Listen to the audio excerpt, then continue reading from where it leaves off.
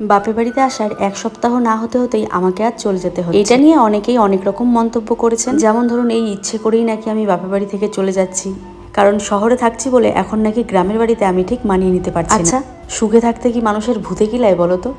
এখানে খাওয়া দাওয়া আরাম কত রকম সুখ পাচ্ছি। না ছেলের কাঁথা কাপড় ধুতে হচ্ছে, না নিজের জামা কাপড় ধুতে হচ্ছে, টাইম টু টাইম খাওয়া পাচ্ছি, সবটাই মা করছে। এখন বলছো যে গ্রামের বাড়িতে হয়তো আর এখন ভালো লাগছে না। ছোট থেকে যেখানে বড় হয়েছি, যেখানে আমার শ্বশুর বাড়ি, যেখানে আমার বাপের বাড়ি, সেই গ্রামটাকেই আমি ভুলে যাবো? আর তোমরা যারা আমার ব্লগ দেখো তারা তো জানোই যে আমি গ্রাম কতটা পছন্দ করি। শহরে থাকতে হচ্ছে আর ছেলের পড়াশোনার জন্য, তবে মনটা কিন্তু আমার এই গ্রামের বাড়িতেই থেকে যায়। ডেলিভারির পর 1 সপ্তাহ থাকবো বলে বাপের বাড়িতে এসেছিলাম, কিন্তু হঠাৎ করেই চলে যেতে হচ্ছে। আসলে আমার শাশুড়ি মা শ্বশুর মশাইয়ের শরীরটা খুব একটা ভালো নেই, তাই ওনাদেরকে নিয়ে শহরে গিয়ে ট্রিটমেন্ট করাবো, এই চিন্তা ভাবনা নিয়েই কিন্তু আমি বাপের বাড়ি থেকে আজ বেরিয়ে পড়লাম। সবশেষে একটা কথাই বলবো, প্রত্যেকটা মেয়ের বাপের বাড়ি থেকে যাওয়ার সময় যে কষ্টটা হয়, এই কষ্ট বোঝার মতো ক্ষমতা একমাত্র মেয়েরাই রাখে।